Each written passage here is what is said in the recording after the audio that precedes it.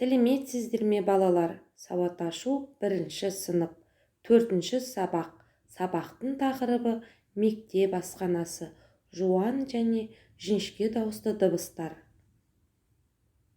Оқу мақсаты: мұғалімнің көмегімен оқиғаның ретін сақтай отырып баяндау. Мұғалімнің көмегімен сөз, сөйлем, мәтінді тексеру және қателерін түзету. Сөздегі дыбыс түрлерін ажырату және дұрыс дыбыстау. Ал қане еске түсірейік балалар. Дыбыс дегеніміз не? Дыбысты естиміз, жазамыз. Дыбыстар нешеге бөлінеді? Дыбыстар 2-ге бөлінеді. Дауысты дыбыс, дауыссыз дыбыстар. Дауысты дыбыстар 2-ге бөлінеді екен. Жуан дауыстылар, жіңішке дауыстылар. Дауыссыз дыбыстар 3-ге бөлінеді екен. Қатаң, ұяң, үнді дауыссыз дыбыстар. Дыбыстау мүшелерінің бірыңғай толық қатысуынан ауаның кедергісіз, еркін және баяу шығуынан жасалатын дыбыстарды не дейміз? Дауысты дыбыстар дейміз.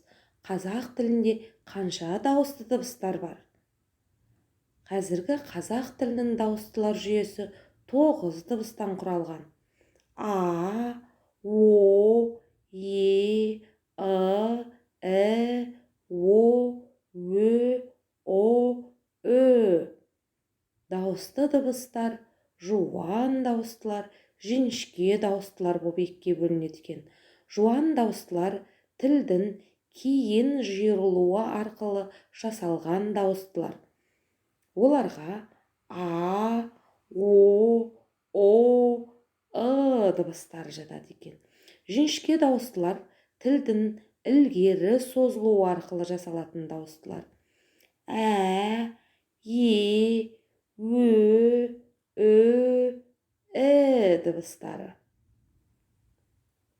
Ал балалар, оқулықты ашайық. 13-ші бет, 1-ші жаттығу, суретке қара. Мынау мектеп асханасы. Асхана кең, жарық әрі таза. Біз 3-ші сабақтан кейін асханаға тамақ ішуге барамыз. Аспазшылардың пісірген тамақтары өте дәмді. Мен сорпа ішемін, не ботқа жеймін. Шаймен немесе шырынмен тәтті тоқаш жегенді ұнатамын. Тамақ ішер алдында қолымызды жуып, бір-бірімізге ас болсын дейміз. 1-ші тапсырма: өз ойыңмен бөліс. Асханаға кірерден не істеу керек? Түскі асқа қандай тамақ аласың? 2-ші тапсырма: дауыстыларды тап әдісі. Мәтіннің 1-ші сөйлемінен дауысты дыбыстарды табыңдар. Олардың жуан немесе жіңішке екенін айтыңдар. Ал балалар, тапсырманы орындайық. Асханаға кірерден не істеу керек? Асханаға кірерде алдымен қолымызды жуып, бір-бірімізге ас болсын деуіміз керек екен. Түскі асқа қандай тамақ алар едік? Түскі асқа не аламыз? Шырын, тәтті тоқаш немесе ботқа алып жейміз. Жарайсыңдар. 2-ші тапсырмада мәтіннің 1-ші сөйлемін оқиықшы. Мынау мектеп асханасы. Мынау сөзінен дауысты дыбыстар табайықшы.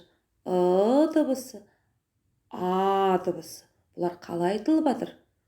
Бұлар жуан дауыстылар екен. 2-ші сөзінде мектеп.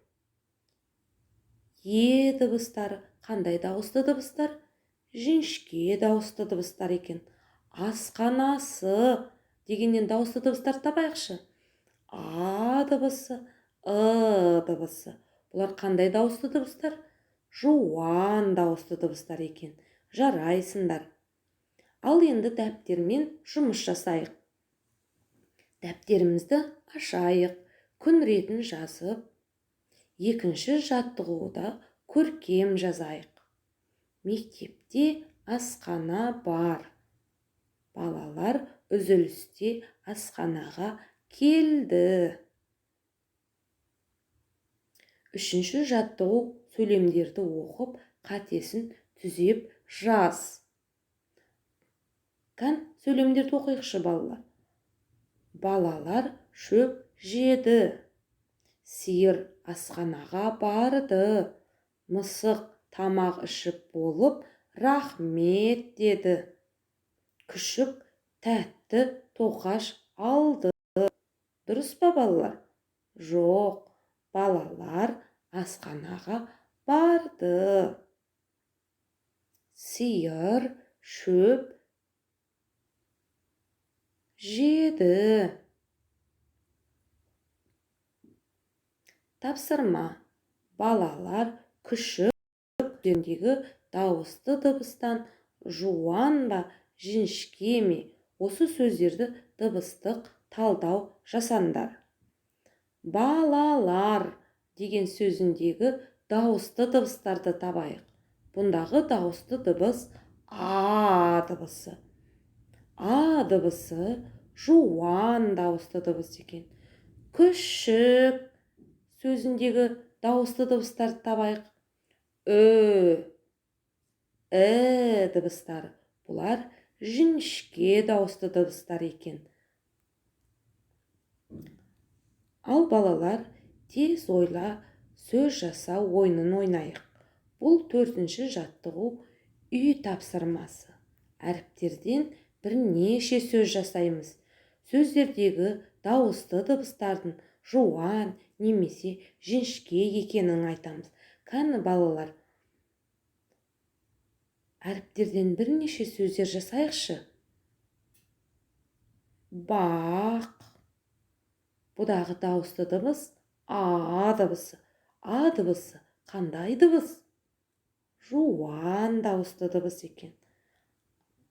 Ал екінші әріптерден сөз жасап көрейік. Жер. Бұндағы дауысты дыбыс Е дыбысы. Е дыбысы қандай дыбыс? Е дыбысы жіңішке дауысты дыбыс екен. Ой жарайсыңдар. Осы 4-ші жаттығуды дәптерге дұрыстап, көркем ғып, қатесіз ғып жазып, тапсырмаларды толығымен орындап, егерде сұрақтар туындаған болса, маған жіберулеріңізге болады.